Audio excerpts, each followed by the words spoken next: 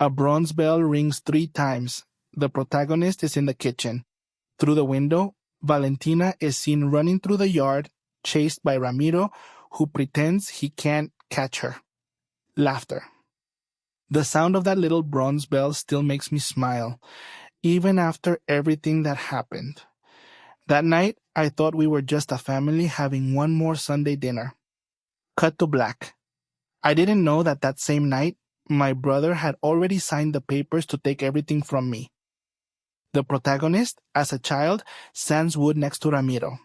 Sawdust in the air.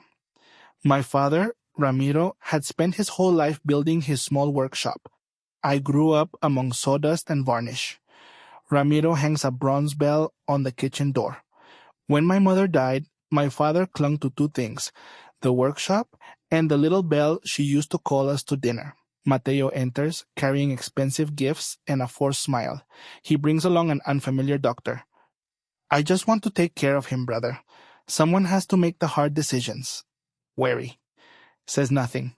Eyes the doctor with suspicion. I didn't believe a word of it, but I had no proof of anything. Valentina cries, hugging her father. Uncle said I'm going to live with him soon because you can't take care of me properly.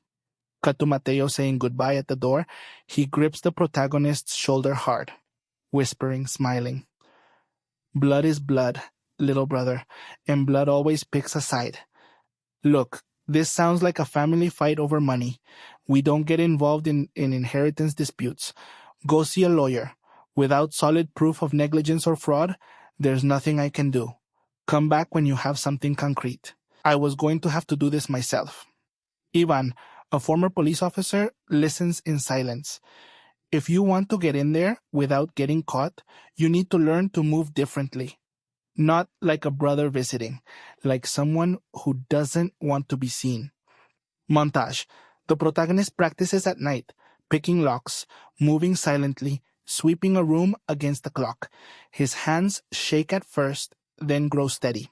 The protagonist slips in through the back door. He forces open a desk drawer. Inside, legal guardianship documents, a clause declaring him unfit. A car is heard outside. He kills the flashlight and hides the papers. Off screen. Who's there? The protagonist hides behind some shelves.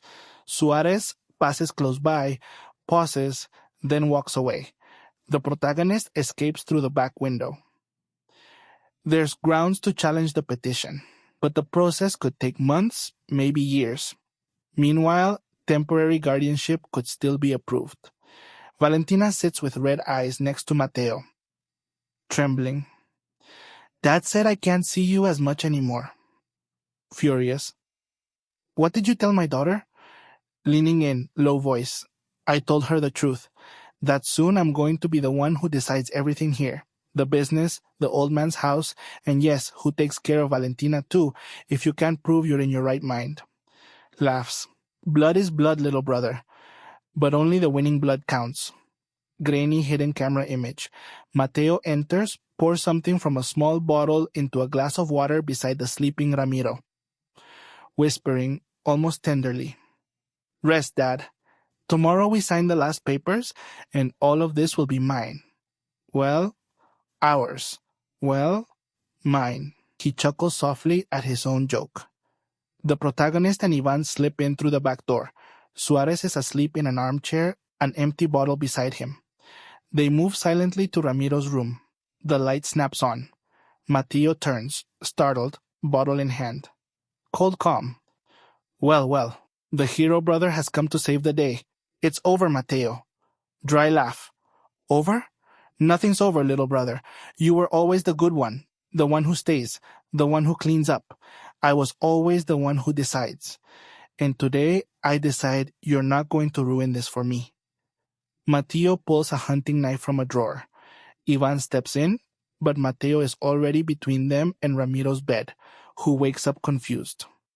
Pointing the knife at Ramiro. One more step and I won't be responsible for what happens. Ramiro, half asleep, gropes at the nightstand and finds the bronze bell. He grips it, trembling, and rings it. A single clear chime. Mateo turns his head for half a second, distracted. The protagonist seizes the instant. He lunges at Mateo's arm, slams him against the wall. The knife clatters to the floor. A brief struggle.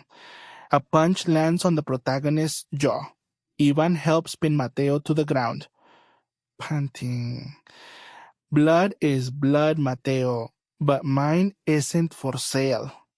Ramiro, now fully awake, clutches the bell to his chest with both hands, watching the scene unfold. Police arrive.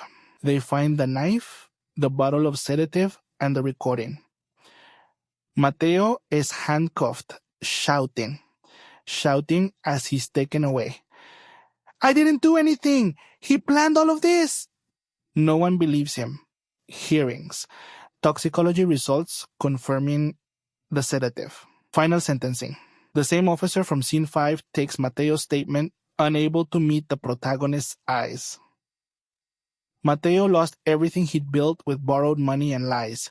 His reputation, his freedom, and the last shred of respect that had ever remained between us.